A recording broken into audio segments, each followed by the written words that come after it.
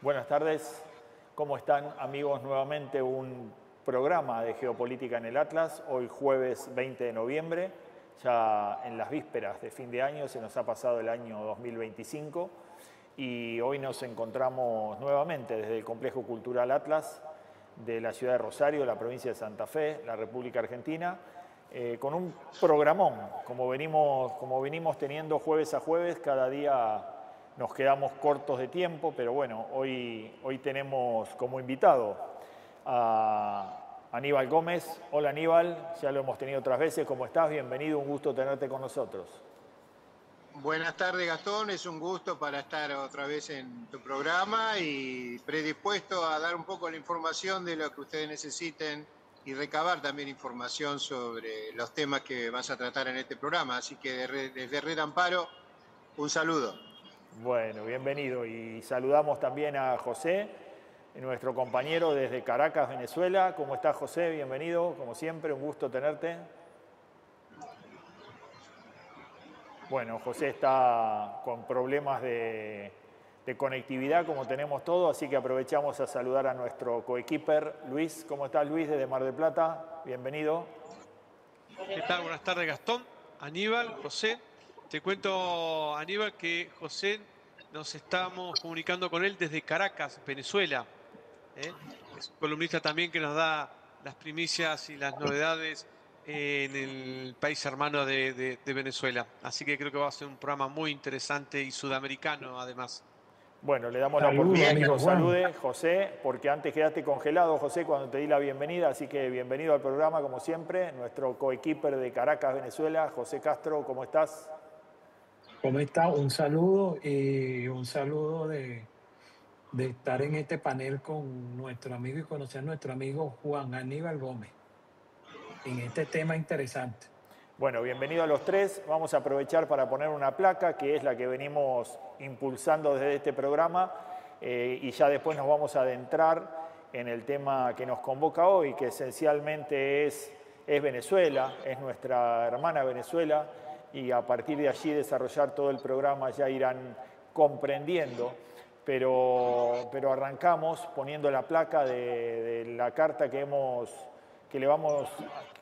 diseñado, esta carta abierta a Lula, que es el presidente pro tempore de Mercosur. No es dirigida por capricho, sino que él está ocupando en este semestre hasta diciembre la presidencia pro tempore de Mercosur y entonces le corresponde recibirla a él, una carta abierta que le hicimos, a la que adhirieron, por supuesto, Luis y José como integrantes del programa, y fundamentalmente está orientada para que Mercosur asuma la responsabilidad que tiene, dado que Venezuela es un miembro voluntario y pleno del Mercosur, suspendido oportunamente y otrora porque, bueno, según los líderes políticos del Mercosur, alteró el convenio de Europreto, el protocolo de Europreto, y en consecuencia esto está previsto, la alteración del orden democrático lleva a la suspensión. Ya pasó Paraguay por esta situación y ahora está pasando Venezuela. Y los líderes políticos del Mercosur tuvieron, no sé si la valentía, la grandeza, como quieran llamarle ellos mismos, de suspender a Venezuela del Mercosur por haber alterado el orden democrático, según ellos y según el estudio que hicieron y según el análisis que hicieron, pero ahí la dejaron suspendida, se olvidaron de ella, la abandonaron, con lo cual nobleza obliga, nos permite a nosotros, primero, dudar de esa suspensión y segundo, decir claramente que no han estado a la altura de la circunstancia de resolver el problema, porque si tuvieron, repito, condiciones para suspenderla, debieron haber asumido la responsabilidad de haber gestionado todo este tiempo la vuelta y la reincorporación de Venezuela como socio pleno y como miembro pleno del Mercosur, porque esa integración de Venezuela es la integración de la nación venezolana, es la integración de la sociedad venezolana, es la integración de nuestros hermanos sudamericanos y no de un gobierno. En consecuencia, nosotros estamos despertando con esta carta el llamado a la sociedad, el llamado a los líderes políticos, el llamado a quien hoy ocupa la presidencia del Mercosur y a quien tenemos esperanza que esté a la altura de las circunstancias, porque la verdad es que casi siempre ha estado a la altura de las circunstancias y en consecuencia asumir esta necesidad. Así que rápidamente vamos a leerla, la carta, para que ya quede cerrado, y esta carta va a ser enviada a todas las cancillerías y a las embajadas. Así que ahí la leemos rápidamente, dirigida a Luis Ignacio Lula da Silva, con el debido respeto a la investidura y en representación del interés de los pueblos libres de América del Sur. Me dirijo a usted para expresar, y ahora se me fue, para expresar nuestra profunda preocupación por la situación actual en la República Bolivariana de Venezuela. Solicitamos que convoque con carácter de excepción y emergencia una reunión extraordinaria y abierta de presidentes del Mercosur con el propósito de abordar soberana y fraternalmente los caminos hacia la estabilidad democrática, el diálogo y la paz duradera en la región, cumpliendo así con la obligación que les impone de involucrarse directa y activamente debido a que la República Bolivariana de Venezuela es un socio pleno y voluntario del Mercosur. Es necesario afirmar ante el mundo que América del Sur no es terreno de disputa entre las potencias, sino territorio de pueblos libres que buscamos resolver nuestras diferencias dentro del marco de nuestra propia integración política, económica, histórica y cultural. Por ello también solicitamos amistosamente a las naciones hermanas de China, Irán, Rusia, Estados Unidos y así como a cualquier otro gobierno no integrante, pleno o asociado al Mercosur, se abstengan de cualquier injerencia que pueda entorpecer el proceso de integración y autodeterminación de nuestros pueblos. Confiamos en que este llamado encontrará eco en quienes sienten como nosotros que el futuro de nuestra América del Sur debe escribirse con manos sudamericanas. Con respeto y convicción, quien es el conductor del programa, autor de Mercosur, la única opción de Sudamérica, conductor de Geopolítica en el Atlas, heredero de la Liga de los Pueblos Libres, y esto es Artigas, recordamos la Liga de los Pueblos Libres, a nuestro héroe Artigas, hijo de San Martín y también de Bolívar, entre otros, y adhieren a esta carta Luis Gote, el columnista y miembro equipo de este programa de Geopolítica en el Atlas, radicado en la ciudad de Mar del Plata, Argentina, así como José Castro, columnista también del programa Geopolítica en el Atlas, abogado y economista desde Caracas, Venezuela. Así que le dejamos aquí esta carta en las redes sociales para quienes quieran revisarla, volver a leerla y sobre todo adherir a esto para ver si podemos lograr que esta carta se viralice, que llegue a los líderes políticos de Sudamérica y de la región y que estén a la altura de las circunstancias, que esto es nada más que un pedido, nada más que un ruego, para que fundamentalmente, y aquí hoy en defensa de nuestra hermana República Bolivariana de Venezuela, que además es parte de la patria grande, no es un país aislado, es la patria grande, es nosotros. Queremos evitar cualquier conflicto y sobre todo cualquier conflicto bélico, cualquier conflicto armado, cualquier injerencia en nuestra región, podemos resolverla los sudamericanos. Así que, dicho esto, ya empezamos con el programa de hoy y fundamentalmente nuestro invitado de hoy, Aníbal Gómez, conjunto con José, nos van a ayudar a un poco interpretar qué es lo que está pasando con el narcotráfico en Sudamérica, qué es lo que está pasando con esta idea de que a través del narcotráfico y a través de esta situación estamos siendo de alguna manera acusados de liderar una circunstancia y una situación que queremos comprender, que queremos entender. Entonces, Aníbal, bienvenido. Y bueno, y ya adentrándonos en el tema que es tu expertise, un poco esto, ¿no? Tratar de entender esta promoción, esta cuestión que están haciendo desde los Estados Unidos, acusando a todos de narcotraficantes. Empezaron por Maduro y después siguieron con Petro y vaya a saber por dónde más siguen. Entonces, bueno, nosotros no tenemos la capacidad para entender o para comprender esto, o para saber, más que para comprender, sí tenemos la capacidad de comprender, pero no sabemos, no somos expertos en el tema, así que te pedimos tu ayuda.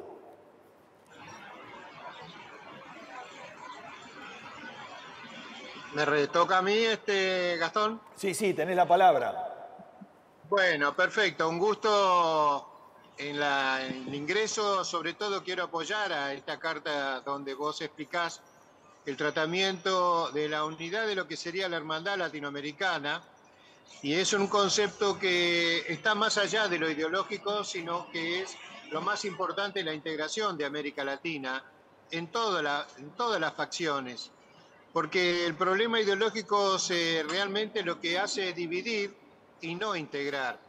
Y lo más importante, que todos los presidentes que han llegado a una alternativa, excepto algunas anormalidades comunes, como está pasando en Argentina, que le falta el criterio prácticamente como líder, de llevar a la integración política en todos los aspectos, más allá del ideológico, porque las necesidades de América Latina dentro de la integración está también, en este caso, lo que es justamente que Estados Unidos es un lugar que interpreta en este momento como un dedo acusador por esta administración actual de Trump, pero realmente Estados Unidos tiene un comportamiento básico y conoce perfectamente lo que es el tema del narcotráfico en América Latina, en el total, y no solamente América Latina, sino todo el referencia de la que son las interrelaciones con el negociado y comercialización del lavado de dinero financieramente en el mundo.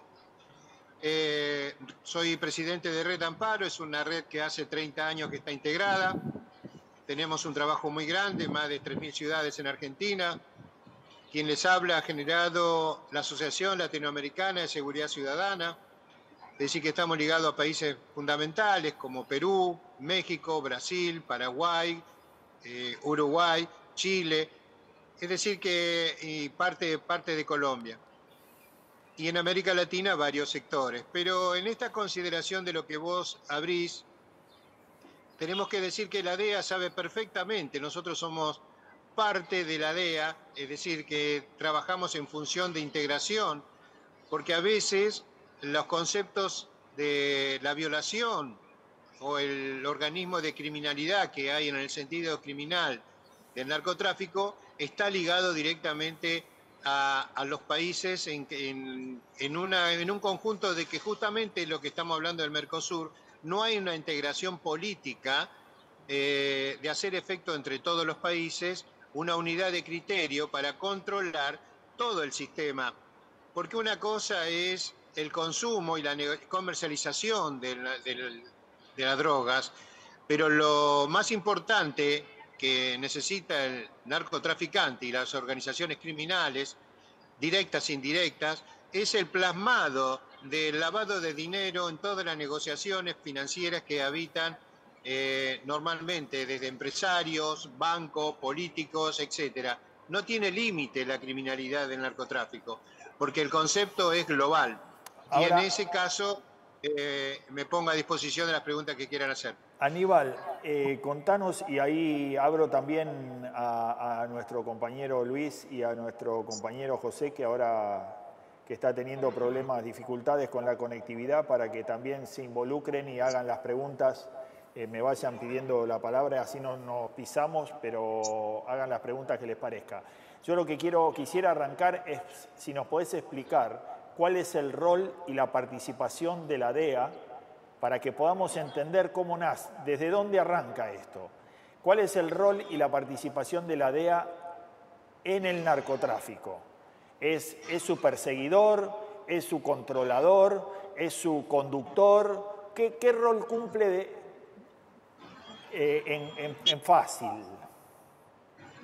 Es un controlador y moderador, pero no hay una política de guerra contra el narcotráfico en toda América Latina. Es más, faltan políticas del Estado en función de consolidar la creación de organizaciones y esas organizaciones se valieron, una vez que dominaron ciertos países, en dominar e interrelacionarse, es decir, que la integración criminal la generaron estas organizaciones criminales.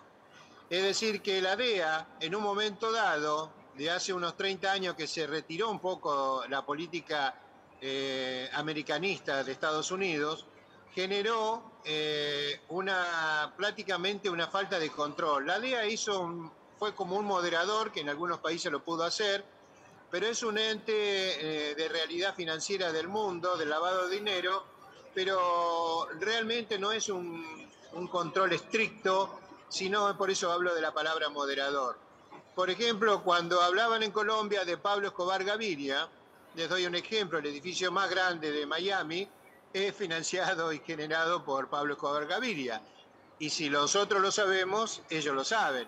Es decir, que es parte gestora también de moderar a su modo el criterio de financiación en todo el sistema interbancario mundial, sobre todo en América Latina, y está ligado ciertamente a que no genere una potenciación, pero lamentablemente las organizaciones criminales, como lo expliqué recién, han generado interrelaciones, por ejemplo, Brasil, con las 3 organizaciones del Comando Vermelho, en este caso el primer Comando Capital, y las familias del norte, que son las 3 organizaciones madres dentro de las 80 organizaciones que tiene internamente Brasil, han generado una interrelación con los diferentes sistemas criminales, tanto de Bolivia, Perú, Paraguay, y la última etapa en Argentina.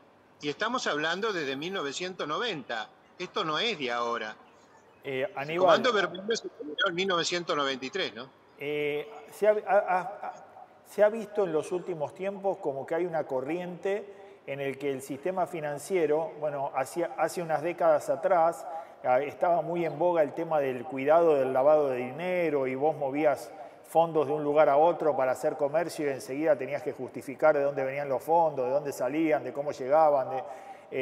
Ahora parecería que hay como una apertura del sistema financiero hacia recibir estos fondos. ¿Esto es así? ¿Es una realidad?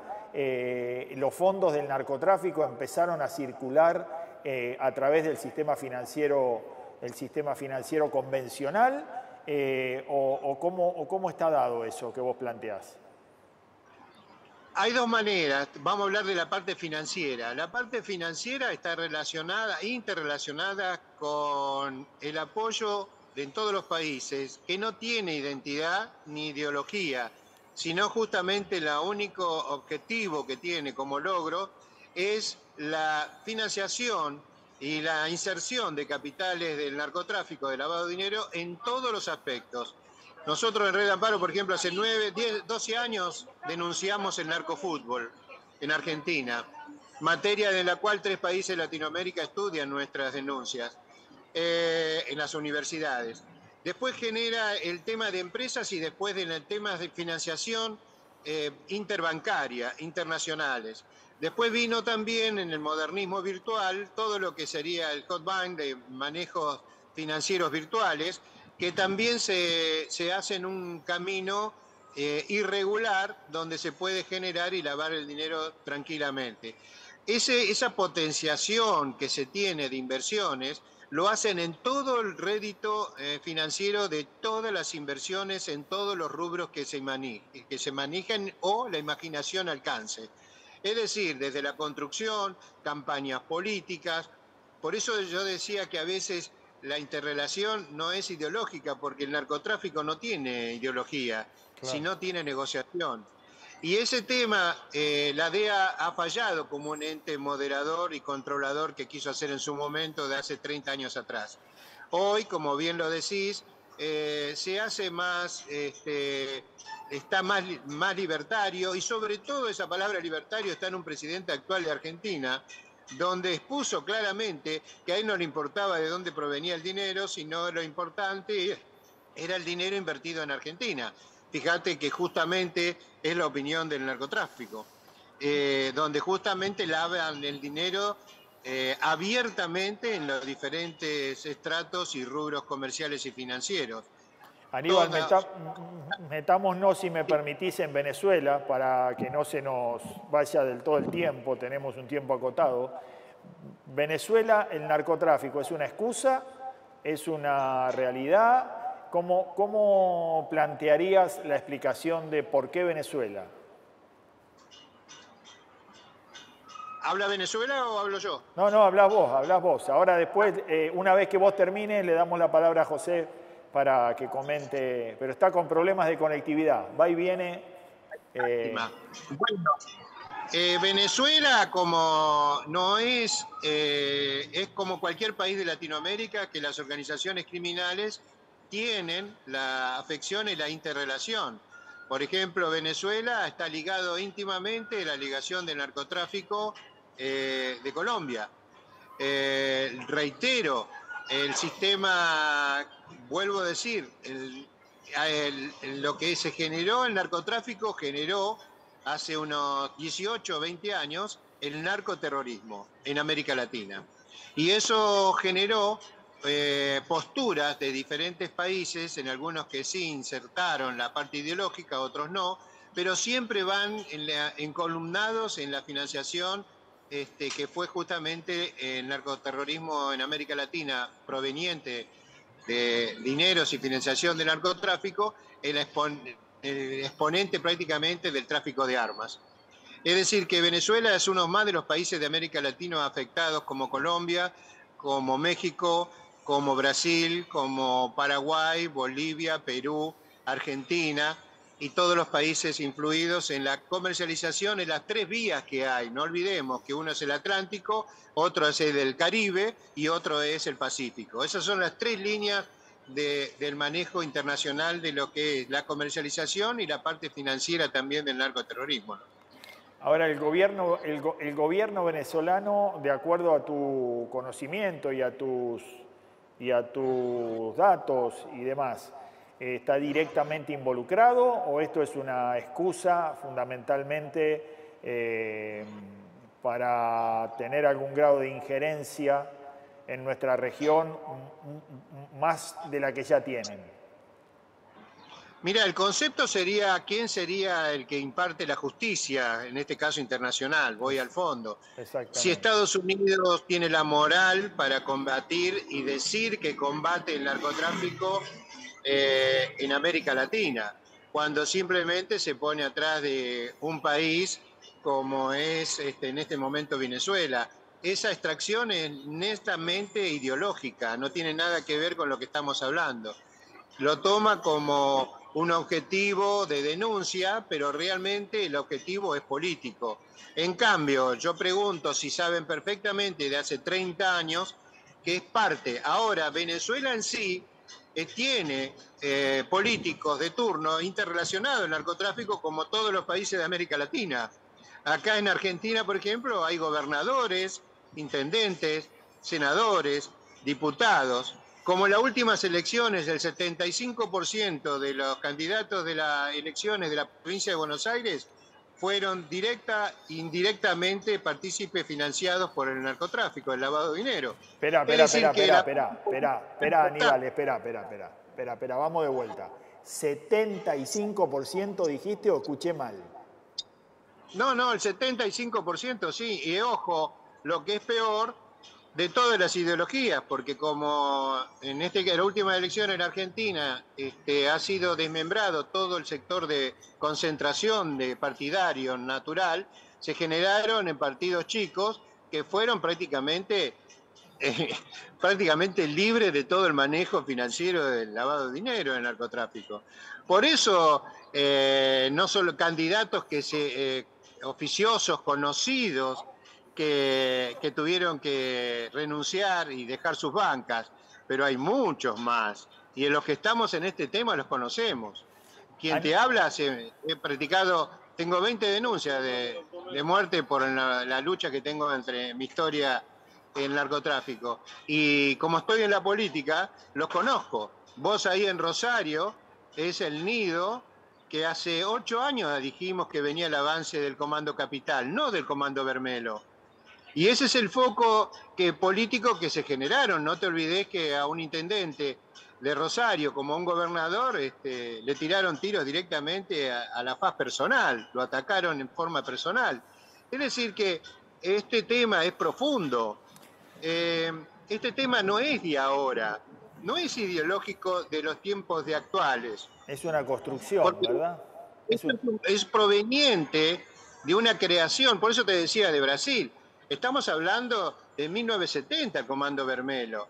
El Comando Capital estamos hablando de 1993. Ahora, Aníbal, hoy podemos decir, vos sabés que nosotros siempre hacemos hincapié en este programa, que en uno de los primeros ciclos que nosotros hicimos con Luis, allá trajimos un tema que nos parecía crucial, que fue esa acordada de la Corte de Estados Unidos, donde sacaba la obligatoriedad de la transparencia de los fondos públicos, de los fondos privados asignados a la política, ¿no? Y decía que ya no era más tan relevante esa necesidad de esa transparencia que había gobernado la República durante tantos años en Estados Unidos y que había sido objeto de tanto cuidado, ¿no? Y entonces allí un legislador de los Estados Unidos decía: las elecciones a partir de ahora no las ganan más ni los demócratas ni los republicanos, la ganarán las corporaciones. Y la pregunta es, ¿el narcotráfico es ya en la actualidad una corporación? Es más, querido Gastón, y a todos los oyentes, a Luis, a José, son corporaciones interrelacionadas. Financieramente conozco porque estamos ligados, nuestros equipos de trabajo están metidos en todos los sectores. Y te puedo decir que en el financiero virtual es terrible. Las transacciones interbancarias son manuales, semiautomáticas o automáticas. Fíjate lo que te estoy denunciando, que es público en este tema, privativo, la gente común no lo conoce. Pero las transacciones que son normales, es decir, humanas, tienen 90% prácticamente de una proyección acusatoria que proviene de dinero de narcotráfico. Y las automáticas son las que cumplen verdaderamente el rol de control. Y están metidos financieramente bancos internacionales muy conocidos, muy conocidos. He participado en esto, metiéndome en interacciones de participación de lavado de dinero y lo concreto. Conocen hasta quienes pueden recibir el dinero. Y hay personajes, empresarios que rechazan automáticamente ese dinero. Te puedo llegar a decir de 50 millones de dólares. No estoy hablando de 10 pesos. Y lo rechazan porque saben que es dudoso de dónde provienen. Es decir, que el concepto hoy ligado a la política está montado en corporaciones que son fantasmales, como también algunas oficiosas que han comprado y han sido adquiridos. Organizaciones mundiales, no te olvides lo que pasó con la FIFA, no te olvides que cuando estaban reunidos en un hotel, todos fueron directamente detenidos. No sé si recordás este caso. Sí, claramente. Todos provenientes, periodistas del narcotráfico. En Argentina, una empresa muy importante que transmitía, el director que transmitía los partidos en la parte, fue detenido, está en Estados Unidos.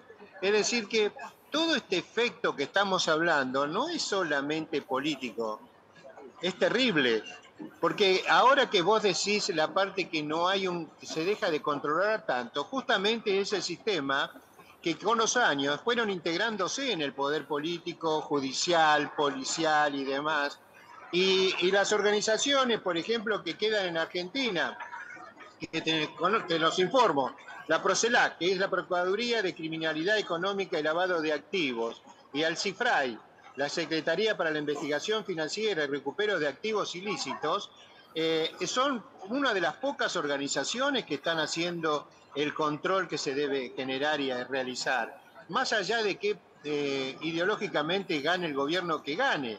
Es decir, que el control del Estado no debe ser ideológico, sino un control moral. Luis, ¿querés? Aníbal, sí.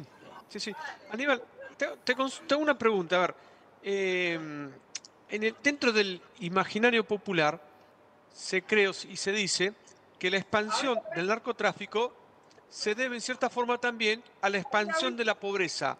Por lo tanto, si disminuimos la pobreza, puede disminuir la expansión del narcotráfico. ¿Es muy simplista o muy ingenuo pensar de esa forma? ¿Hay alguna relación o ya es demasiado tarde? ¿Ya no implica si hay pobres o no en un país para que el narcotráfico se expanda? Mira, el poder desde Brasil, Argentina, las organizaciones criminales narcos, te comento que una de las realidades, está basado justamente en los barrios pobres o marginales, donde justamente, yo tengo una frase muy dura de Red Amparo: ante Estado ausente, narcotráfico presente. Es decir, por ejemplo, el 90% de los barrios de Río de Janeiro la maneja el Mando Vermelho. Le dan las necesidades que tienen por los chicos, los alimentos, le dan todo lo que necesiten ellos en función de lo que puedan ellos manejarse y tomar un poder social. Eso quiere decir que atribuible a todos los espacios donde no hay trabajo, donde la crisis económica está afectado a una sociedad común, bueno, la pronunciación está en la salida normal, entre comillas, de que pueden llevarse a través de negocios espurios que genera el narcotráfico la participación para poder sobrevivir. Así que en ese panorama que explicás, popular, es correcto. El pueblo nunca se equivoca, querido Luis. Aníbal, allí un poco continuando con lo que te acaba de preguntar Luis, en realidad vos le atribuís más al desarrollo del narcotráfico, a la ausencia del Estado, que a la pobreza, ¿verdad? En este sentido. Es decir, claro, porque no es como otra época del siglo XX. El siglo XXI ha cambiado en una forma social, es decir, que lo que ha cambiado es la forma cultural. Y en ese efecto cultural, nosotros, por ejemplo, los valores y principios que teníamos como enseñanza cultural de nuestras generaciones, se generaron generaciones de cristal, es decir, que están abocadas a no la responsabilidad genuina del trabajo y demás que estamos atribuidos, sino a una vida mucho más fácil, y eso hace concretamente que el panorama, y sobre todo el virtual, le da opciones a no tener un pensamiento real, legítimo, sino abstractos. Es decir, que los principios y valores fueron cambiados por modismos circunstanciales. Y los modismos circunstanciales de las sociedades actuales, más en América Latina, está basado justamente en eso. Por ejemplo, el Estado, el Estado fallido, Argentina es un Estado fallido que todavía no ha salido, está con la lucha hace 30 años, casi 40 en poder salir, es decir, que no tiene seguridad jurídica en las inversiones, no tiene seguridad jurídica en lo legal, en lo que corresponde justamente a todo lo que sería atribuible a la corrupción, no tiene el panorama de política de Estado en lo que es lo productivo ligado a lo social, laboral, es decir, las ausencias del Estado, ese espacio tan grande lo genera la financiación en todos los rubros que te imagines, que es el lavado de dinero, que está presente. Vamos a darle la palabra a José. José, ¿tenés alguna pregunta para Aníbal? Y después también le decimos a Aníbal si quiere hacerle alguna pregunta a José, vinculado a Venezuela, ¿no? José, ¿estás ahí, José? ¿O estás...? ¿Ves? Estamos con problemas con José, problemas de conectividad. José... Bueno, seguimos. Aníbal, Luis, ¿querés hacerle alguna otra pregunta? Si no, Aníbal, contanos qué pasó en Brasil. ¿Nos ponés al tanto de qué pasó en Brasil en este último evento con el Comando Vermelho, que mataron a más de 150 personas, todo muy rápido, no se supo demasiado? Bueno, si tenés alguna info de eso. Bueno, mirá, lo que pasó, lo que estamos hablando sigue la conversación. Es decir, que vuelvo a repetirte que los estados a veces, más allá de lo ideológico, deben tener un comportamiento de política de Estado. Es decir, que la falencia de no seguir las políticas de Estado, más allá de quién gobierne, acá en América Latina, quien gobierna cambia la política de Estado. Es decir, que Estados Unidos u otros países normales, más allá de generar algún tema, las políticas de Estado continúan. Es decir, que eso es plausible porque así tiene un criterio lógico de crecimiento.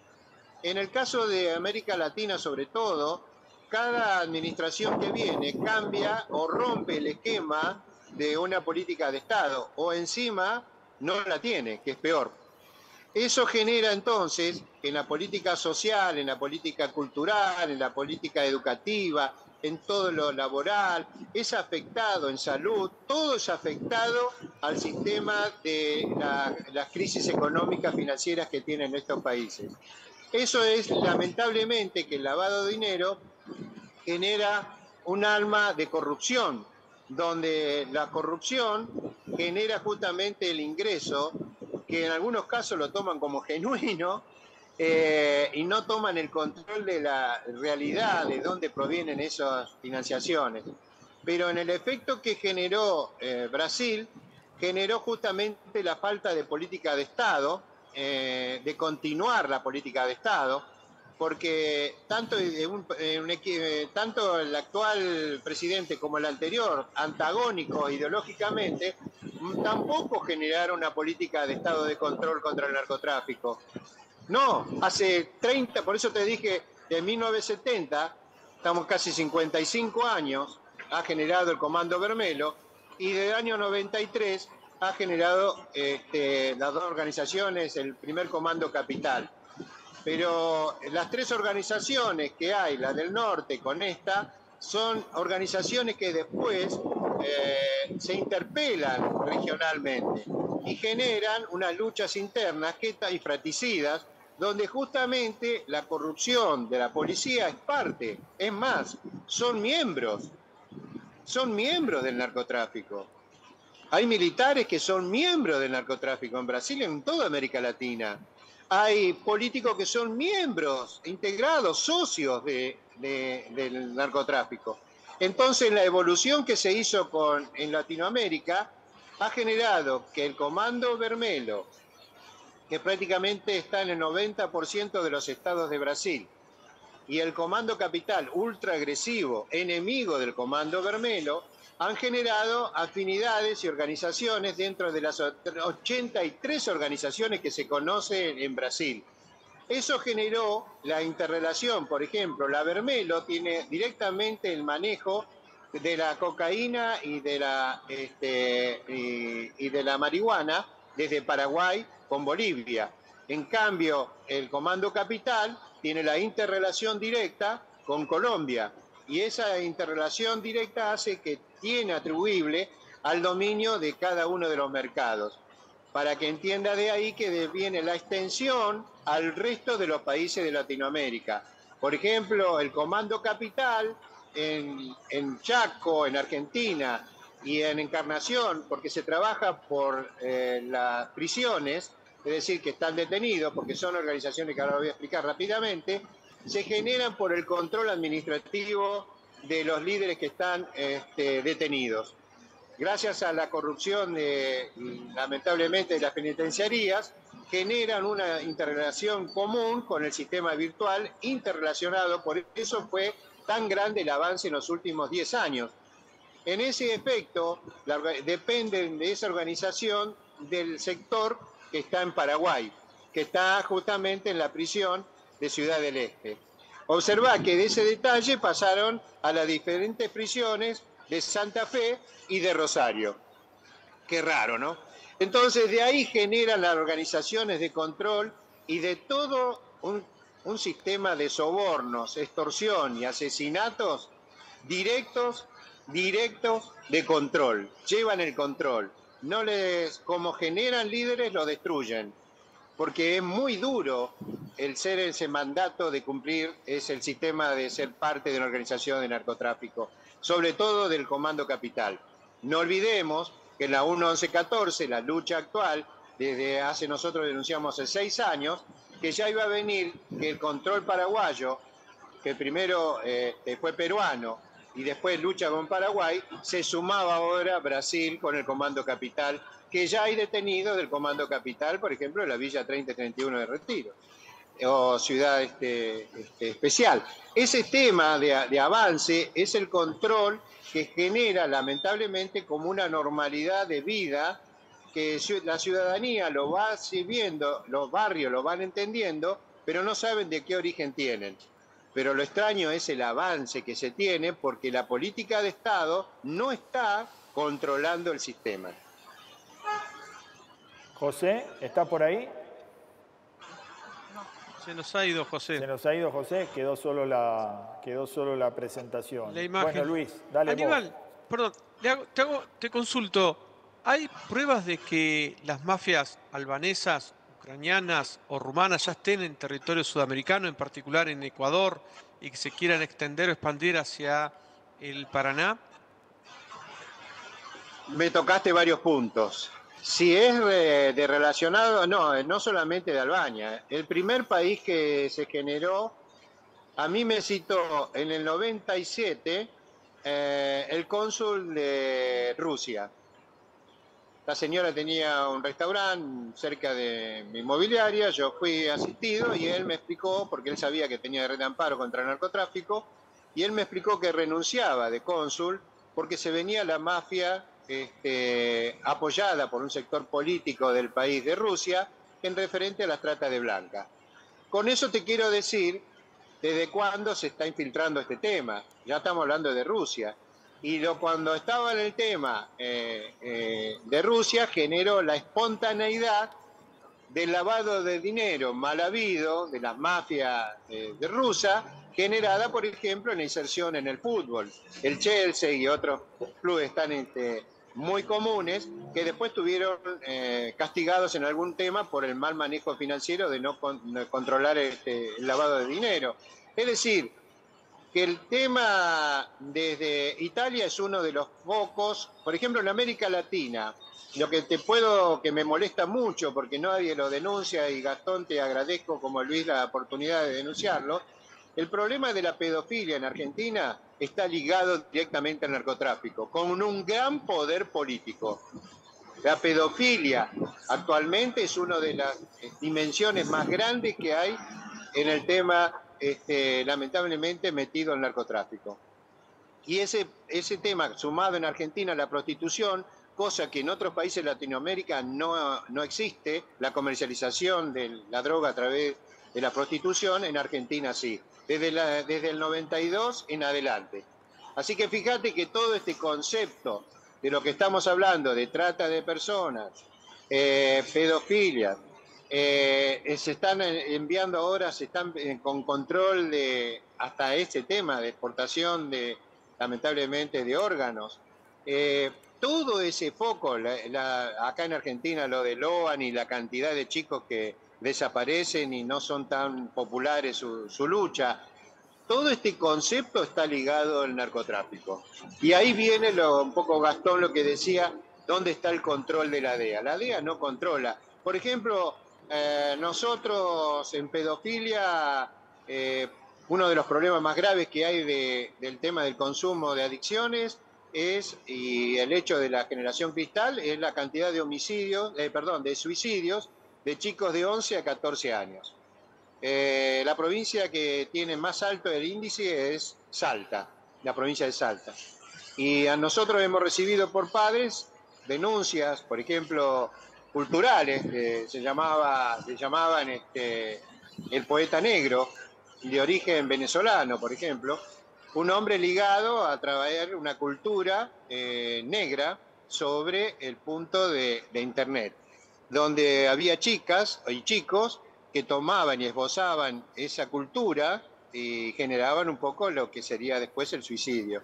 Es decir, que la promoción virtual tiene el espacio perfecto en el narcotráfico, porque, por ejemplo, la intranet negra, llamale porque la conocemos, son sitios que puede ir cualquier persona, que se ingresa, que no son los sitios comunes y no son otros sitios, donde la interrelación, como los espacios virtuales de comunicación entre bandas y organizaciones, ahí está relacionado. Ahí es justamente el sistema de integración en la comunicación que tienen el narcotráfico y todas las organizaciones criminales derivados de este tema. Aníbal, Por eso lo que me estás preguntando, dalo por hecho, y es mucho más profundo. nos vamos quedando sin tiempo, como siempre, y ya nos pasó las otras veces que nos acompañaste.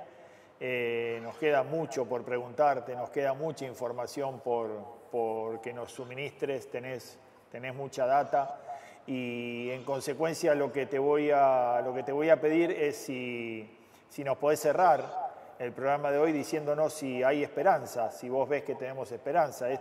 Este panorama que nos has comentado nos has dejado claramente, nos has dejado ver claramente que, bueno, el tema Venezuela es una excusa, pero que ya profundizando un poco más el tema narcotráfico nos pintaste una película que es mucho más negra de lo que realmente se ve, ¿no? Incluyéndonos a Argentina como parte del problema. Entonces, ¿cuál es tu visión del presente y del futuro, hacia dónde va la región y si tenemos algún tipo de esperanza de que esto pueda modificarse, o si vamos a convivir directamente con esto y de qué manera, ¿no? Mirá, la palabra que dijiste, la última de la palabra, hoy se convive.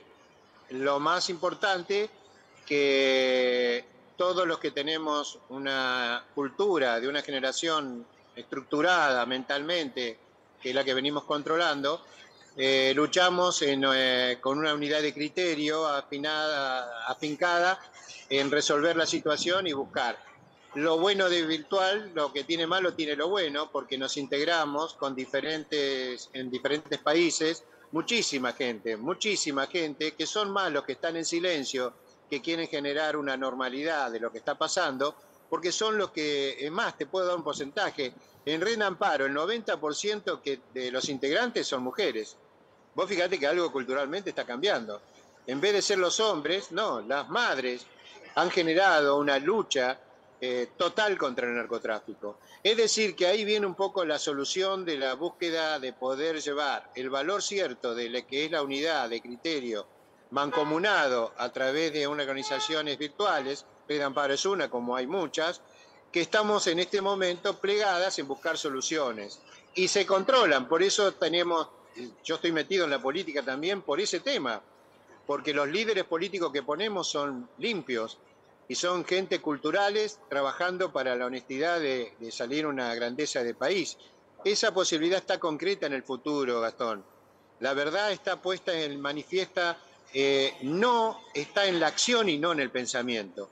Tiene que haber pensamiento y acción, porque si no, quedamos a la vera de estar sentado en la vereda de cómo se destruye la vida nuestra y el futuro de nuestros hijos y nietos. Así que estos programas, esta facilidad que nos das y nos otorgás, los saludamos totalmente, porque es la manera de comunicarse a toda la gente que se involucre e interprete el peligro que es el desarrollo del narcotráfico en todos los espacios. Aníbal, te agradecemos mucho, como cada vez que has estado con nosotros, y te convocamos y te invitamos a que estés participando en Geopolítica en el Atlas, en nuestro programa, las veces que te sea posible. Te agradecemos toda tu buena predisposición, te agradecemos tu valor, tu valentía, realmente para contar estas cosas, y a nosotros nos encanta incomodar, para eso estamos, pero como vos decís, para además abrir las puertas para la acción del cambio, ¿no? Y que esto es lo fundamental. Así que, bueno, no tenemos más programa. Lamentablemente te vamos a convocar muy próximamente y esperemos que nos hagas un nuevo espacio, y tu predisposición, como siempre, la valoramos. Siempre estás dispuesto, y nosotros te agradecemos, además, desde acá, desde Geopolítica en el Atlas, desde el Complejo Cultural Atlas, porque realmente hay que tener mucho valor para hacer lo que estás haciendo, ¿no? Así que te dejo para que hagas un cierre. No sé, Luis, si querés agregar algo, y ya tenemos que ir terminando el programa. Simplemente agradecerle a Aníbal su predisposición y para de alguna forma iluminarlo en esta situación, ¿no? Una situación que se agrava en la medida que el hombre ha perdido la fe y la espiritualidad, sobre todo en Dios, y creo que ese es otro camino que se debe recuperar, y ese recupero va a implicar un gran esfuerzo entre todos nosotros, pero creo que es posible porque este pueblo lo va a permitir. Aníbal, nos vamos con tus palabras. Simplemente, como dijo en este caso José, no abandonar la espiritualidad, que es el eje primordial de equilibrio entre el espíritu, cuerpo y mente de un ser humano. Y en este caso la fe está puesta en Dios, y Dios es lo más grande que hay, y en ese tema es el llamado a la fe, pero sí es un llamado de corazón a todos aquellos que tienen el criterio de ser responsables de vidas, a los papás, a los tíos, a las mamás, a los sobrinos, a los nietos, a todos, para conjugar en la familia un poder de concentración de reglas y valores para controlar y evadir cualquier mal. Muchísimas gracias. Acá lo dijo Aníbal y lo dijo Luis, la esperanza está puesta en la espiritualidad, la esperanza está puesta en la humanidad, está puesta en nosotros. Así que desde acá los saludamos, les mandamos un fuerte abrazo, esperemos haber contribuido como siempre con mejorar nuestra prosperidad, nuestra calidad de vida, nuestra sociedad, en darle un poco de claridad a tanta mentira, a tanta hipocresía y tanto engaño. Y esperamos que tengan una buena semana y sobre todo que Dios los bendiga. Un fuerte abrazo a todos. Muchísimas gracias. Un abrazo a la distancia.